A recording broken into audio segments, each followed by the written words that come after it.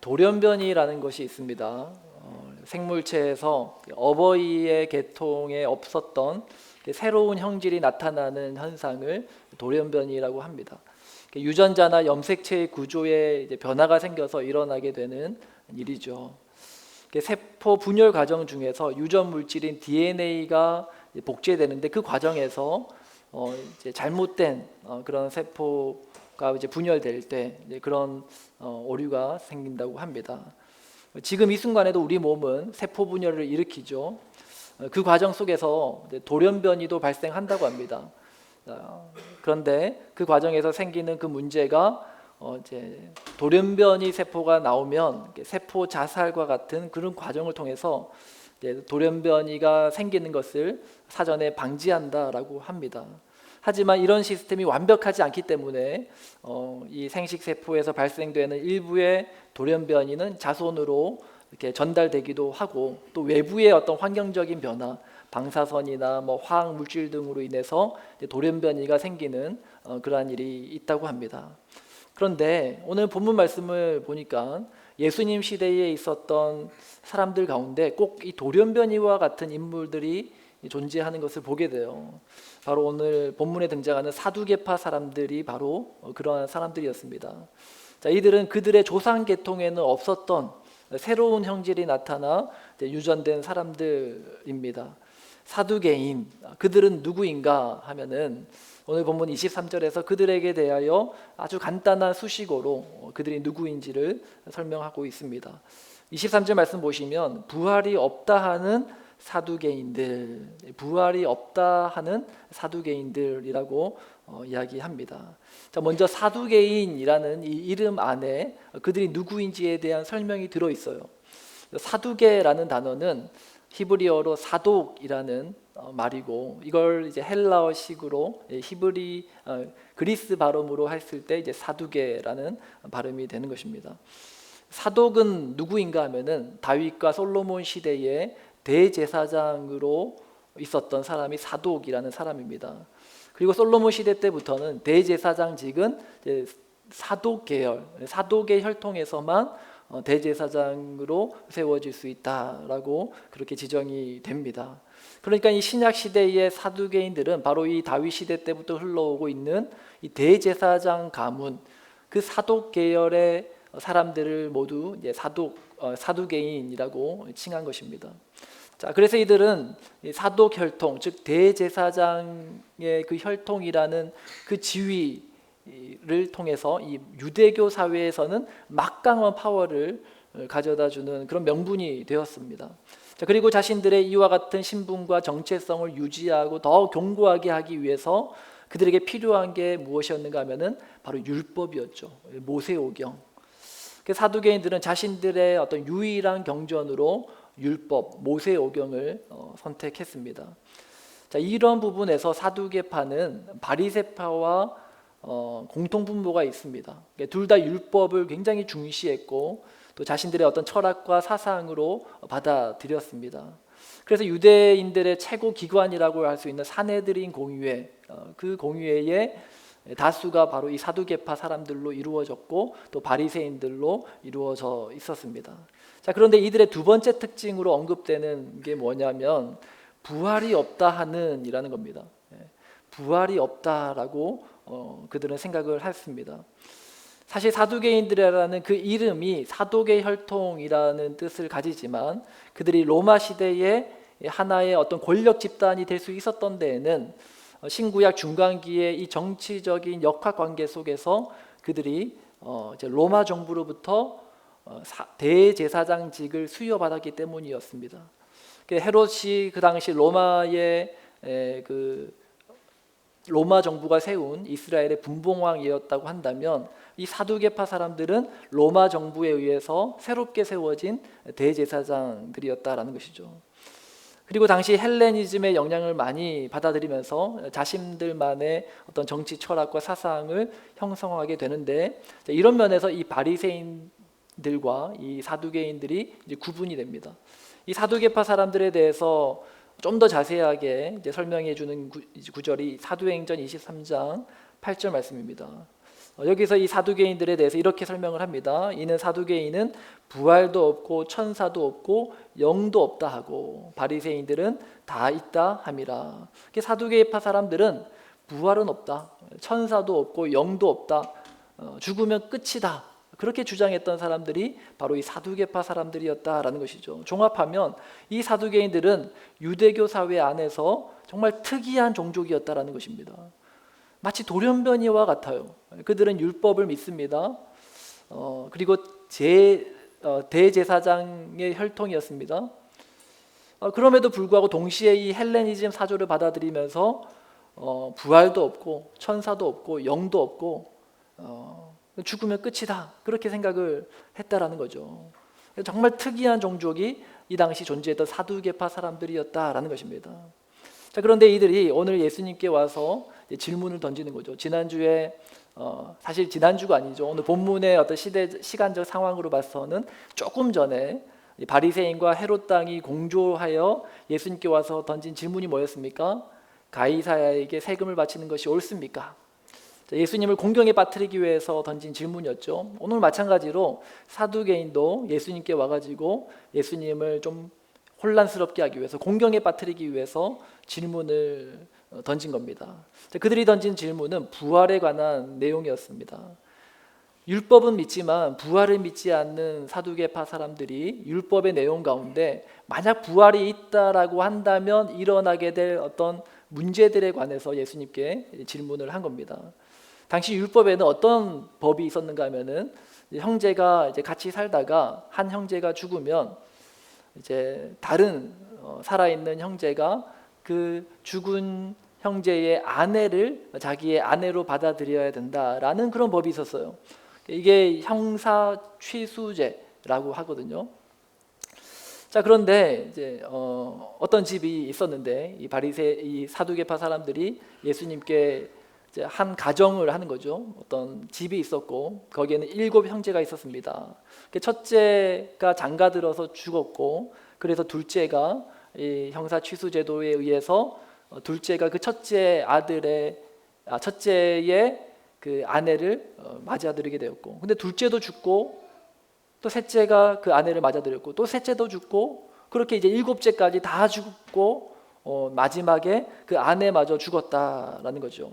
만약에 그렇게 되었을 때 나중에 부활하게 되면 그 여인은 이 7 형제 중에 누구의 아내가 되는 겁니까? 이렇게 질문을 한 거죠. 굉장히 난감한 질문을 한 겁니다.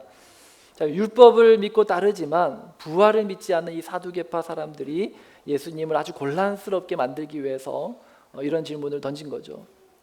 자, 이에 대해서 예수님께서 대답을 하시는데, 대답을 하시면서 이 사두개파 사람들의 2가지 잘못된 모습에 대해서 지적을 하십니다. 29절 말씀인데요. 우리 29절 말씀을 함께 읽겠습니다. 시작. 예수께서 대답하여 이르시되 너희가 성경도 하나님의 능력도 알지 못하는 거로 오해하였도다. 이 사두개인들이 2가지 잘못을 저지르고 있다. 하나는 무엇인가 하면은 너희가 성경을 알지 못하는도다.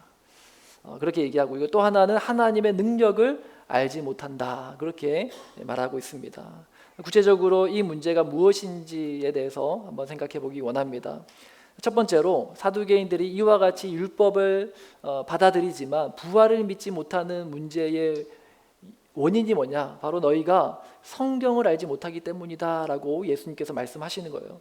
자, 이들이 알지 못하는 성경은 율법을 말하는 것이죠. 그들은 율법을 자신들의 경전이라고 믿고 또 지키려고 애를 쓰고 있었어요. 그런데 예수님은 그들을 향해서 너희가 율법을 모른다, 다시 말해서 율법이 말하고자 하는 그 내용을 너희가 제대로 알지 못하기 때문에 그런 소리를 하는 거다라고 이야기하고 있다는 것입니다.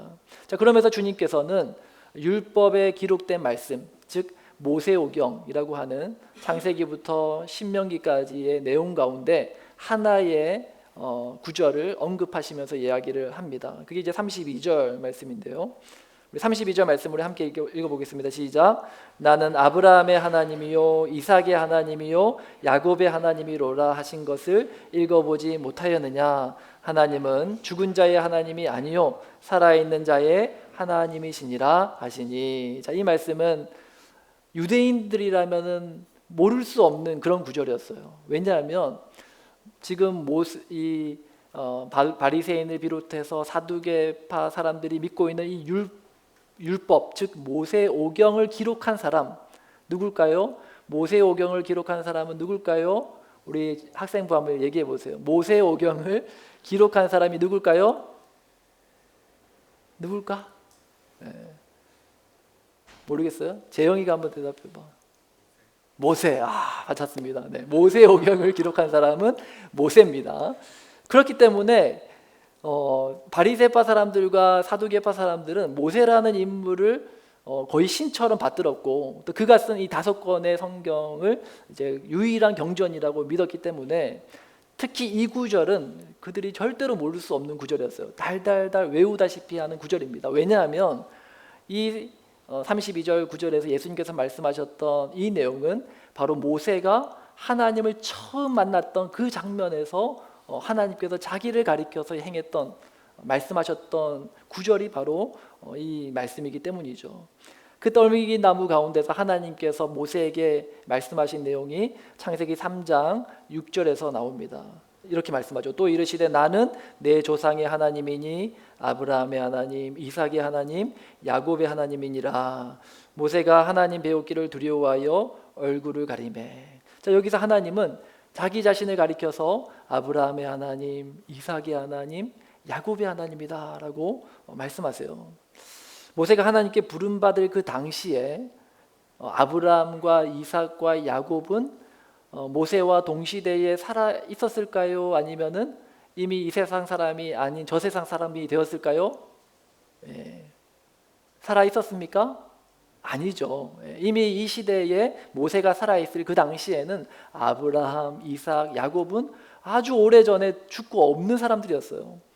그런데 하나님이 자기를 가리켜서 나는 아브라함의 하나님이다, 이삭의 하나님이다, 야곱의 하나님이다 그렇게 칭하고 있다라는 것입니다.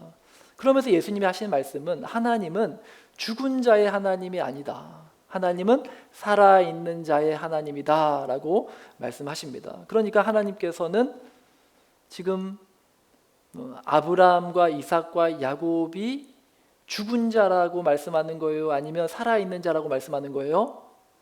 살아있는 자라고 말씀하시는 거예요. 죽으면 끝, 죽으면 컴퓨터가 꺼지는 것처럼 딱 끝나버린다라고 생각하는 이 사두개파 사람들에게 그들의 논리로는 이해될 수 없는 말씀을 하신 거예요. 이미 죽어 이 땅에 없는 자들인데 그들이 죽지 않고 살아있다라고 말씀하시는 거예요. 그러니 예수님께서 사두개인들이 너희가 성경을 잘 알지 못한다. 왜? 율법은 이미 아브라함, 이삭, 야곱이 죽지 않고 살아있다라고 하나님이 말씀하고 계시다라고 이야기하고 있기 때문이다라는 거죠.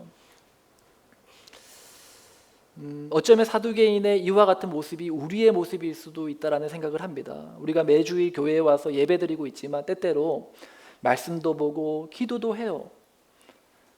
그런데 부활, 천사, 영, 하나님의 나라에 대해서는 믿지 않고 그렇게 신앙생활을 할 수도 있다라는 거예요. 무엇이 그 사실을 보여줍니까? 우리는 성경이 말하는 복이 아니라 내가 원하는 복을 받고 싶어 한다라는 것입니다. 이것이 정확하게 사두개인들이 생각하는 그 사고방식과 정확하게 일치되는 지점이다라는 거죠. 죽음 이후의 삶에 대해서는 관심이 없습니다. 생각하지 않습니다. 죽으면 끝이라고 생각해요. 지금 이 땅에서 잘 먹고 잘 사는 것에만 집중하는 것, 그것이 그 당시 사두개파 사람들의 생각이었고 어쩌면 오늘 우리의 생각일 수도 있다라는 것이죠. 그 이유를 뭐라고 말씀합니까? 예수님은 그들이 성경을 제대로 알지 못하기 때문이다 라고 말씀합니다. 말씀을 하나님의 관점으로 보지 못하고 나의 유한한 관점, 나의 이 제한된 관점으로 말씀을 보니까 그와 같은 잘못된 신앙을 가지게 된다라는 것입니다. 그리고 하나님의 입장에서, 하나님의 관점에서는요, 그 창세기의 인물이었던 아브라함을 보시는 그 시선이나 오늘 우리를 바라보시는 하나님의 시선이나 매 한 가지예요. 지금 제 눈에는 여러분 이 예배당에 일찍 와서 여기 앉아서 준비하셨던 분들이 있고 조금 늦게 이 예배당에 들어와서 앉아서 예배 드리는 분이 있는데 제가 봤을 때는 매 한 가지입니다. 똑같은 하나님을 예배하러 온 성도님이에요. 왜죠? 제가 계속 여기에 서 있었기 때문에. 하나님의 입장, 하나님의 관점에서 우리를 바라보실 때도 마찬가지다라는 거예요. 수천 년 전에 살았던 사람이나 오늘 지금 이 시간 하나님 앞에 서 있는 우리나 하나님이 보실 때는 똑같다라는 거예요. 하나님에게는 천년이 하루 같고 천년이 하루 같다라는 거죠.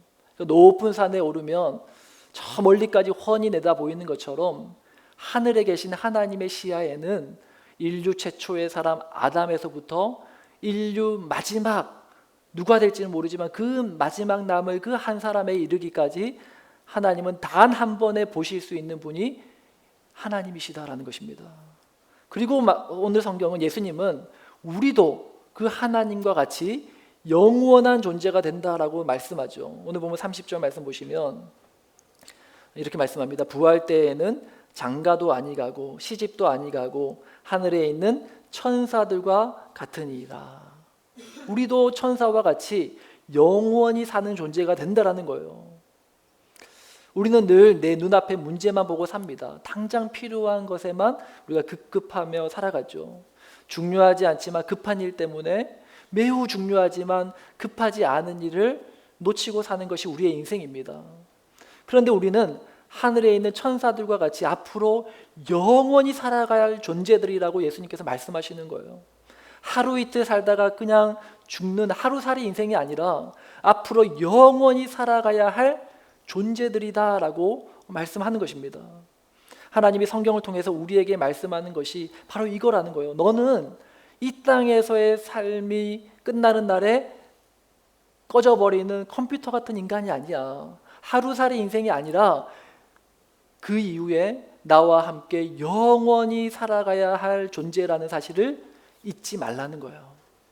그것이 지혜라고 성경은 우리에게 말씀하고 있다는 것입니다. 우리는 인간관계 속에서 뭐가 안 맞고 틀어지면 어떤 생각을 하는가 하면 에이, 안 보고 살면 되지. 우리가 손절한다라고 하잖아요. 좀 내 마음에 안 들고 또 좀 별로 다시는 관계 맺지 않고 싶은 사람들을 그냥 끊어버리면 된다라고 생각을 합니다. 그런데 살면서 내가 손절했다라고 생각했던 그 사람을 언젠가 다시 마주해야 될 상황들이 있더라고요. 원수는 외나무 다리에서 만난다, 그런 속담이 있지 않습니까? 그 속담이 우리에게 말하고자 하는 바가 무엇입니까? 언젠가 다시 만나게 될 수 있다는 것은 늘 생각하고 인간관계 맺으라는 거예요. 내가 손절한다고 나 이제 안 보고 살아야지 한다고 그렇게 안 볼 수 있는 게 아니라는 거예요. 언젠가는 다시 만나게 된다. 마찬가지입니다. 언젠가 우리는요 천국에서 다시 얼굴을 마주하고 며칠 살고 끝나는 게 아니라 영원히 함께 살아가야 될 존재라는 것을 알라고 말씀하시는 겁니다. 그러니 지금 당장 눈앞에 보이는 어떤 이득이나 어떤 좋음으로 나의 관계나 상황들을 생각하지 말고 우리 시야를 좀 더 넓게 보고 좀 더 길게 보며 살아가는 지혜로운 저와 여러분 되시기를 주님의 이름으로 축복합니다. 저는 제가 살아온 인생들을 한번 쭉 돌이켜 봤습니다. 여러분들도 한번 해보시기 바랍니다. 뭐 인생 그래프라고 하잖아요. 그러면서 제가 태어났을 그때부터 그리고 1살, 2살, 3살 이렇게 매년 일어났던 제 지난 세월을 한번 쭉 돌아봤어요.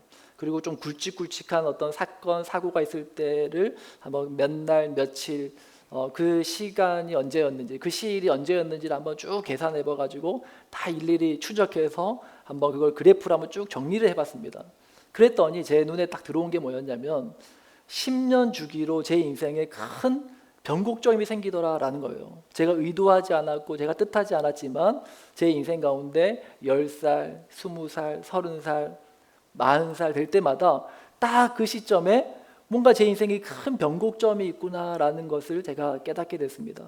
그러면서 들었던 생각이 앞으로 제가 살아갈 인생도 이제 언제 얼마나 많이 주어질지는 모르겠지만 그 시간 가운데 지난 세월 하나님이 나의 삶을 이렇게 10년 단위로 이끌어 와셨다면 앞으로도 그렇게 인도하실 거라고 생각하고 좀 10년 단위로 제가 나름대로 한번 계획을 세워봤어요. 물론 제가 계획한 대로 사라지진 않지만 제가 지난 세월 이렇게 살아온 삶을 돌이켜 봤을 때 제가 뭘 깨달았냐면, 그때는 아무렇지도 않은 관계인 줄 알았고 만남인 줄 알았는데 그 작은 만남이 제 인생에 큰 변화를 가져다 주었다는 사실을 보았습니다. 그래서 앞으로의 제 인생도 제가 10년 단위로 큰 계획을 가지고 나아갈 때 그 계획이 어떻게 제 인생을 이끌지 모르지만 분명히 그렇게 내가 계획하고 또 그 계획을 이루기 위해서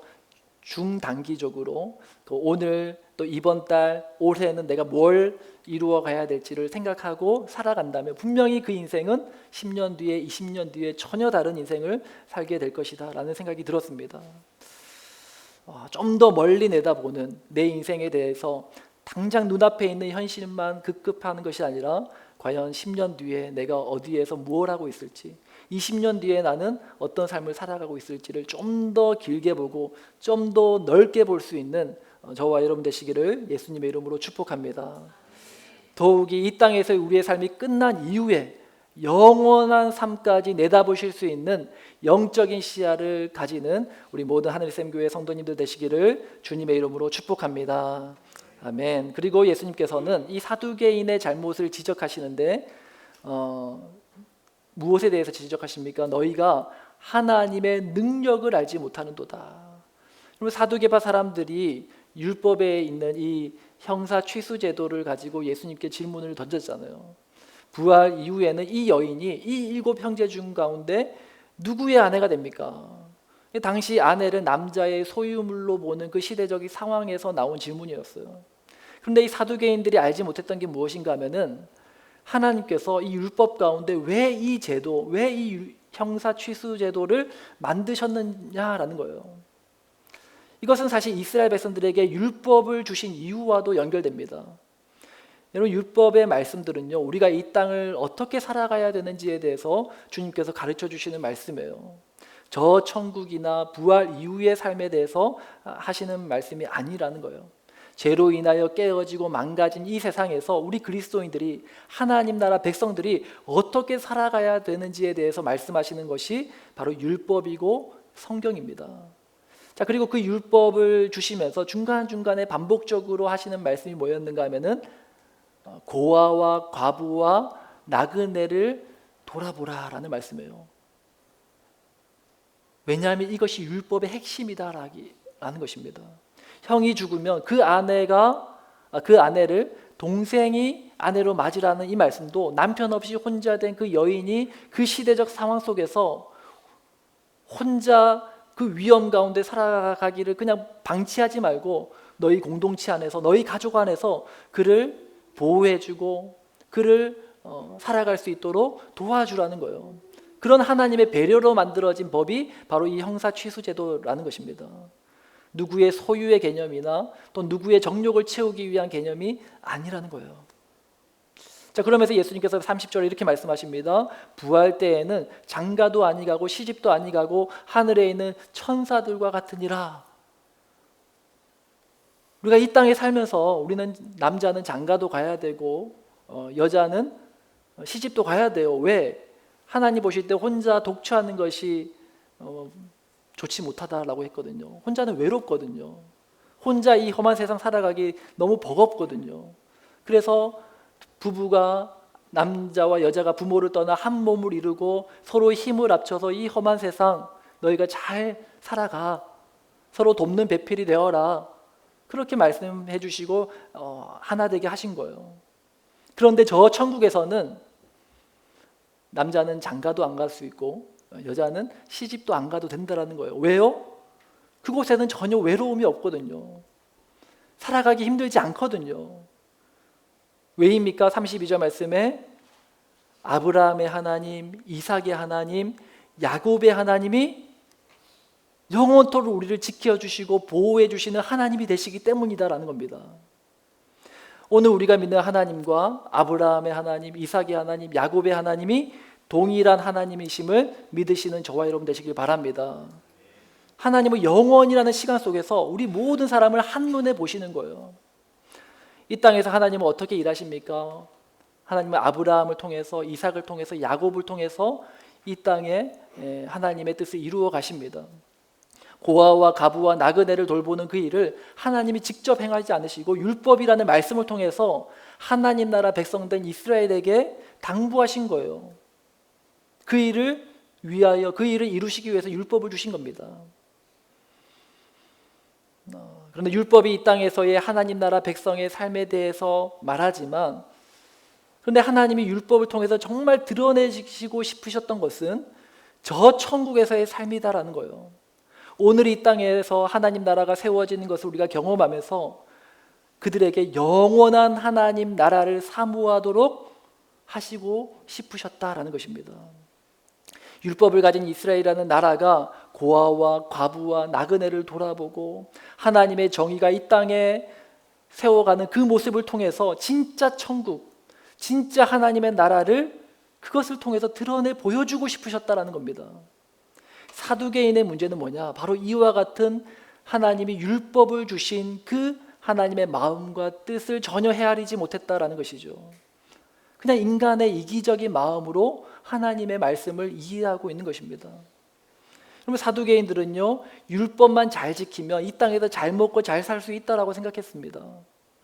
말씀을요, 이 세상을 잘 살기 위한 수단 정도로 생각한 거예요. 성경을 자기 개발서처럼 생각한 겁니다. 조엘 오스틴의 긍정의 힘 있잖아요. 긍정적인 마음과 생각을 가지면 잘 살 수 있다. 사두개인의 사상과 철학도 바로 그와 같은 생각이었다라는 거죠. 그들이 믿는 율법은 이 땅에서 그들에게 복받게 하는, 행복하게 하는 수단이고 방법이었던 것입니다. 현실의 삶을 목적이고 현세에 대한 나의 목적을 이루기 위한 필요한 것이 바로 신앙이었다라는 것이죠. 우리에게 하나님의 존재가 그렇지 않은지를 한번 돌아보기 원합니다. 하나님을 영화롭게 하고 그를 영원토록 즐거워하는 것이 사람의 주된 목적이라고 했는데, 우리는 정말 이 땅에서 내가 하나님을 영화롭게 하기 위하여 살아가는가? 아니면 내가 이 땅에서 즐겁고 행복하기 위하여 하나님을 믿는 자인가? 돌아보아야 된다는 거예요. 성경은 우리에게 무엇이 본질이고 무엇이 예표이고 예시인지를 말씀합니다. 그 대표적인 말씀이 에베소서 5장에 나오는 말씀인데요. 사도 바울이 에베소서 5장에 우리가 잘 아는 말씀, 가정에 관한 말씀합니다. 아비들아, 또 아내들아, 남편들아, 또 아내들아, 또 자식들아, 이렇게 말씀하시면서 어떤 가정에 대해서 말씀을 하세요. 자, 그러면서 이제 말씀하시는 아주 중요한 대목이 있는데, 바로 에베소서 5장 32절 말씀입니다. 우리 32절 말씀을 함께 읽겠습니다. 시작. 이 비밀이 크도다. 나는 그리스도와 교회에 대하여 말하노라. 지금 바울이 아비들아, 또 남편들아, 아내들아, 자식들아 하면서 쭉 가정에 대해서, 가족의 그 구성원들에 대해서 한 명 한 명 가리키면서 말씀하고 난 다음에 그러면서 하는 말이 이 비밀이 크도다. 나는 그리스도와 교회에 대하여 말하고 있다. 바울이 말하는 본질이 뭐라는 거예요? 바울이 지금 이 말씀을 하는 본질은 그리스도와 교회에 대하여 말하고 있고, 이것이 본질이라는 거예요. 그리고 이 본질을 설명하기 위해서 드는 예표가 뭐냐? 가정이라는 거예요. 그런데 우리는요, 어떻게 생각합니까? 이 말씀을 생각하면서 남편들은 아내들에게 이거 봐, 아내가 남편에게 복종하기를 교회가 그리스도께 복종하는 것처럼 하라고 하잖아. 또 아내들은 뭐라고 말합니까? 당신이 나를 사랑하는 것이 정말 예수님께서 교회를 위하여 자기 목숨까지도 아낌없이 내어준 것처럼 사랑하라고 하잖아. 무슨 말이에요? 뭐를 본질로 보는 겁니까? 가정이 본질이라고 생각하는 거예요.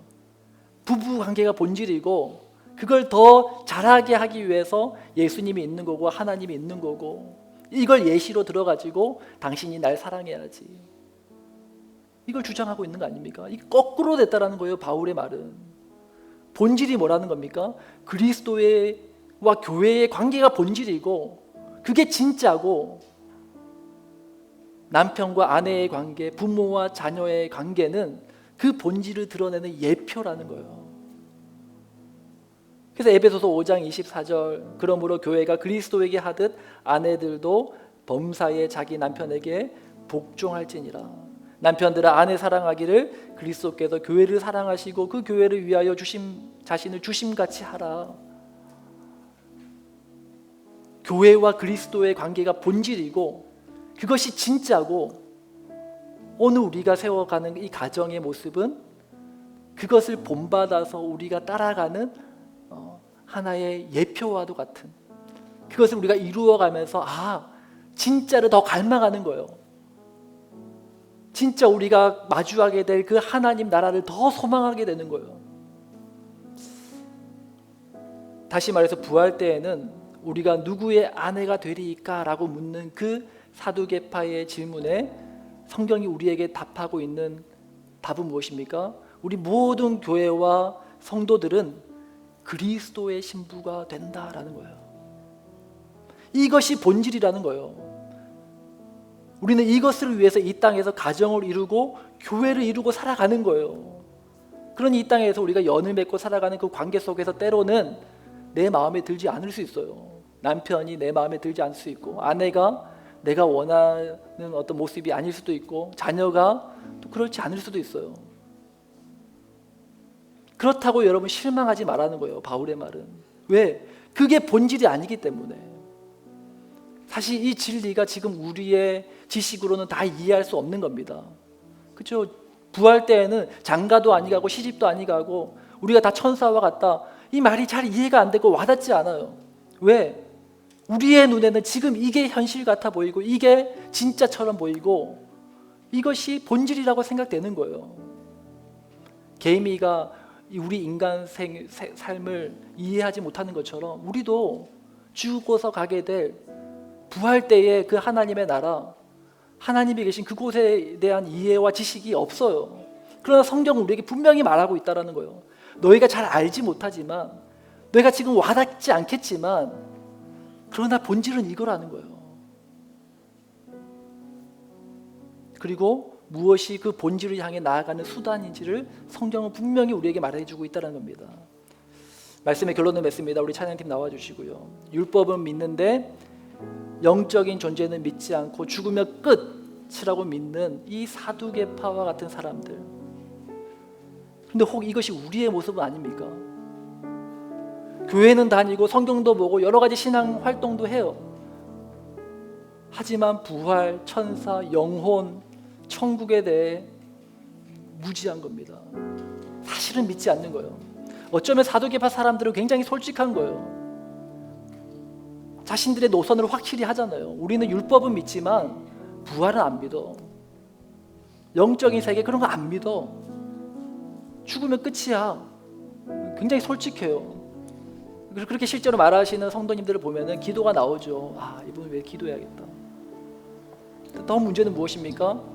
우리 내면은 사두개인과 같은데 겉으로는 신실한 그리스도인인 척 하는 거예요. 마음으로는 믿어지지 않는데 겉으로는 온갖 신앙생활 전혀 문제없이 하는 거예요. 주변에서 기도해주고 싶어도 기도해줄 수가 없는 거예요. 문제를 모르니까. 스스로도 속고 있는 거죠. 그럼 충격적인 어떤 반전이 있는 영화나 드라마를 보지 않습니까? 어쩌면은 그 스토리가 내 인생이 될 수도 있다라는 생각을 하지 않습니까? 나는 문제였고 다른 사람들이 다 문제라고 생각했는데 내 인생 결론에 가보니까, 죽어서 가보니까 알고 보더니 내가 문제인 거였던 거야.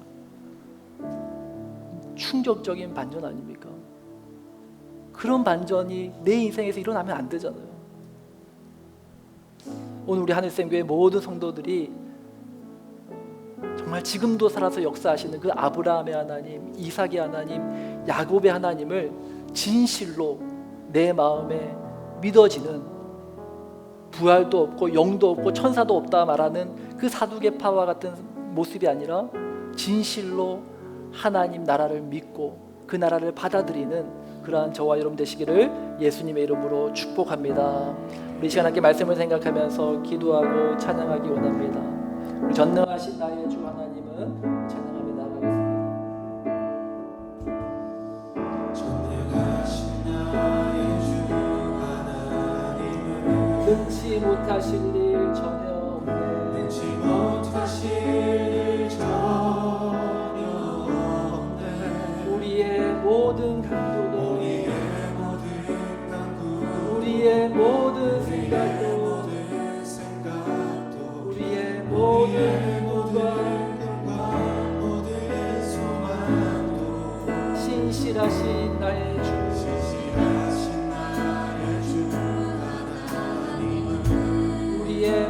모든 괴로움 우리의 모든 괴로움 바꿀 수 있네. 불가능한 일 행하시고 죽은 자를 일으키시니 그를 이길 자 아무도 없네. 주의 말씀 의지하여 깊은 곳에 그물 던져 오늘 그가 놀라운 일을 이루시는 주의 말씀 의지하여 믿음으로 그물 던져 믿는 자에게 능치 못함 없네. 전능하신 나의 주 전능하신 나의 주 하나님은 능치 못하실 능치 전혀 못하실 일 전혀 없네. 우리의 모든 강구도 우리의 모든 강구 우리의 모든 생각도 우리의 모든 생각 우리의 모든 우리의 모든 소망도 꿈과 모든 소망도 신실하신 나의 주 하나님 신실하신 나의 주 하나님은 우리의 모든 괴로움 바꿀 수 있네. 우리의 모든 괴로움 바꿀 수 있네. 불가능한 일 행하시고 불가능한 일 죽은 자를 일으키시니 죽은 자를 일으키시는 그를 이길 자 아무도 없네. 아무도 아멘. 없네. 믿음으로 선포합니다. 주의 말씀 주의 의지하여 말씀 깊은 곳에 그물 던져 의지하여 금을 던져 오늘 그가 놀라운 일을 그가 놀라운 일을 이루시는 주의 말씀 의지하여 주의 말씀 의지하여 믿음으로 그물 믿음으로 던지겠습니다. 금을 던져 믿는 믿는 자에게 능치 못함 없네. 주의 말씀 의지하여 주의 말씀 의지하여 깊은 곳에 깊은 그물 곳에 던져 금을 던져 오늘 그가 놀라운 오늘 일을 그가 놀라운 일을 생 가운데 우리의 삶 가운데 이루어 주시옵소서. 주의 말씀 주님의 말씀을 의지하겠습니다. 믿음으로 그물 던지겠습니다. 던져 믿는 자에게 능치 못함 없네. 우리 시간 함께 기도하며 나아가겠습니다. 우리가 우리의 지난 날에 우리의 살아온 인생을 돌이켜 볼 때 참 어리석었던 우리의 모습을 깨닫게 됩니다. 그때는 그게 진리라고 생각했는데 근데 지나고 보니 그게 진리가 아니었음을 우리가 깨닫게 될 때가 있습니다.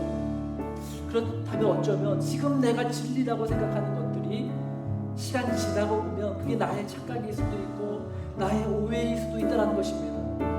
오늘 우리의 살아가는 인생이 나의 어리석은 지혜를 의지하며 살아가는 인생이 아니라 영원하신 하나님의 능력을 신뢰하며 살아가게 하여 주시옵소서. 주의 약속의 말씀에 의지하여 믿음으로 그물을 내리는 인생을 살겠습니다. 믿음으로 살아가는 우리의 인생이 되게 하여 주시옵소서. 양께 합심으로 기도하며 나가겠습니다. 오 주님, 믿음으로 그물을 던지며 믿음으로 인생을 살아가는 우리의 인생이 되게 하여 주시옵소서. 오 주님, 과거에 우리의 살아온 인생을 돌이켜보는 하나님, 그때가 하나님 나의 어리석었던 나의 인생, 아버님 판단이었고 결정이었던 것을 돌이켜봅니다. 지금 내가 진리라고 생각해 살아가는 인생도 하나님 나중에 시간이 지나고 보면 그것이 진리가 아니라 거짓이었다는 것을 밝혀주시옵소서. 주여 하나님, 오늘도 우리가 내 지혜를 의지하며 살지 않게 해주시고 하나님의 영원하신 능력을 의지하며 살아가는 인생이 되게 하여 주옵소서. 약속의 말씀에 의지하여 살겠습니다. 언약의 하나님, 약속의 하나님, 신실하신 하나님을 붙잡고 살아가는 우리의 인생이 되게 하여 주옵소서. 주여 아브라함의 하나님, 이삭의 하나님, 야곱의 하나님이 오늘도 우리에게 역사하시고 말씀하시는 하나님이신 줄 믿습니다. 주여 하나님은 죽은 자의 하나님이 아니라 살아있는 자의 하나님이라 하였습니다. 하나님의 시선, 하나님의 관점으로 하나님 온 세계를 바라볼 수 있는 믿음을 우리에게 허락하여 주시옵소서.